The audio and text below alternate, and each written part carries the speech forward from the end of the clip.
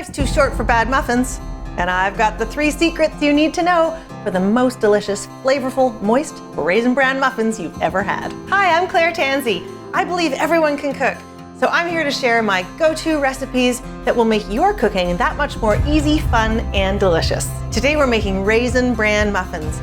Not only are they my favorite muffins, they're my kids' favorite muffins, and they are the most popular recipe I have ever developed. And I've got 3 secrets that you're not gonna wanna miss to make them perfect every time.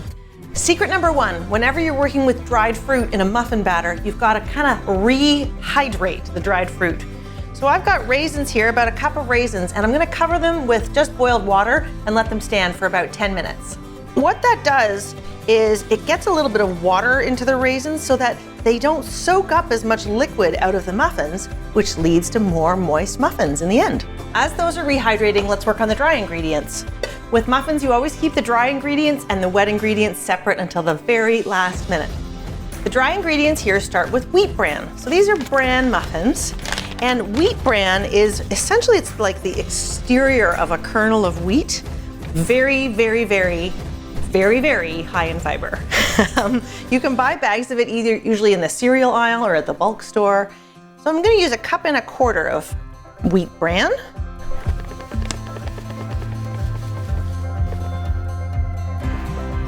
Tip about wheat bran, it can go rancid fairly quickly, so keep the bag in the freezer. Into the wheat bran, I'll add some flour. I'll just use some all-purpose flour. No need to get out the whole wheat flour since I've just put in a whole ton of wheat bran. So 1 cup of flour. I'm using a digital scale here, which is my preference when I'm baking. It's just easier and faster and more precise, and there's less cleanup, but you can always find both weights and cups and tablespoons in my recipes, so don't worry about that. A cup of flour is 150 grams.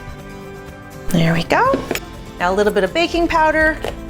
That's gonna help the muffins to rise. And a little bit of baking soda as well. The powder and the soda sort of work together so that you get really fluffy and tender muffins.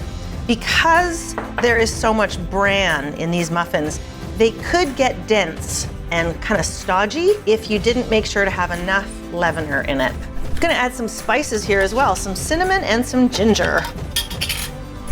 It was actually my little son Thomas's idea to add cinnamon and ginger to these because he thought they tasted like ginger molasses cookies. Finally, just a little bit of salt. And then I'll stir this together and keep it aside. Next up is the wet ingredients, and that starts with a bit of plain canola oil, just 1/4 cup. I prefer to use a neutral oil here instead of something like melted butter, because I really want the flavors of those spices to sing through.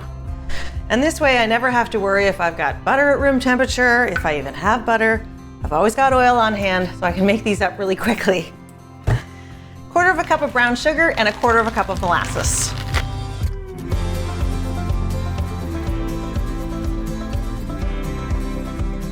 Pair of eggs. Ooh, that was a bad crack. Yeah. All right, now I gotta whisk this together.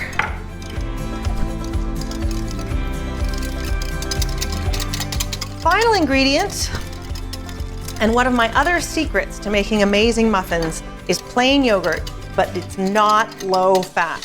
It's full fat, plain yogurt. It makes a huge difference to delicious muffins.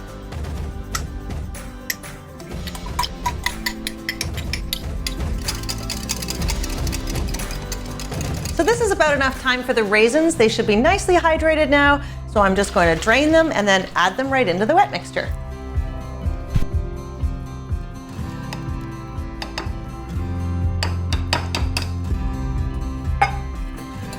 Now, if any of you are raisin haters, you can easily substitute cranberries or even chopped dates here. All right, secret number 3. The wet and the dry are still separate, and I'm not going to combine them until the pan is ready. Really, you got to leave it to the very last minute, and that will let the muffins just be so beautifully fluffy and tender. It's so important. So let's get the pan ready, make sure the oven's preheated, and then mix the two together. Standard 12-cup muffin tin. You can line it with little baking liners if you like, but I kind of like the crusty edges when you don't line them, So I always use baking spray, and that is just an oil spray that is mixed with a little bit of flour, and it is absolutely so dreamy. It makes all your baking just totally stress-free. You never worry that it's gonna come out of the pan. Okay, now I can mix the wet with the dry.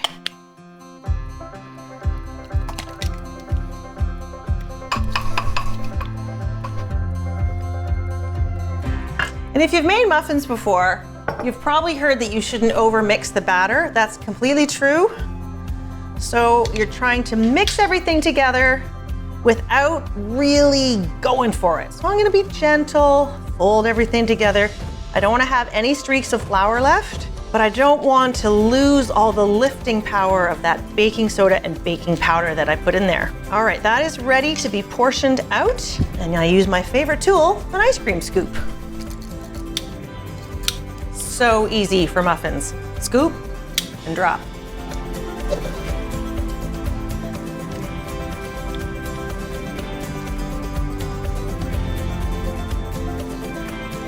They're ready for the oven.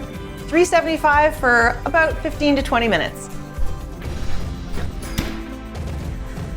These muffins are absolutely beautiful. The house smells amazing. Kind of a Christmassy smell from the ginger and the cinnamon.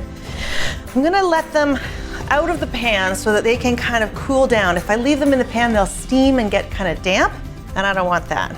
Kind of best to do it like one by one. These are amazing for lunch boxes, for after school. They're great at a potluck or at a bake sale. I've never known anybody to turn down a Raisin Bran muffin. So there you have it, a pan full of Raisin Bran muffins. These are going to be so delicious, but I can't resist them. I think I'm gonna have one right now, even though it's really hot. Looks great. For the full recipe, click the link below. Sorry, I knew I couldn't resist it. Make sure you're subscribed and hit the bell because there's lots more great baking videos coming up. And if you love to bake, check out these terrific videos too. Remember, life is complicated. Cooking shouldn't be. Happy cooking.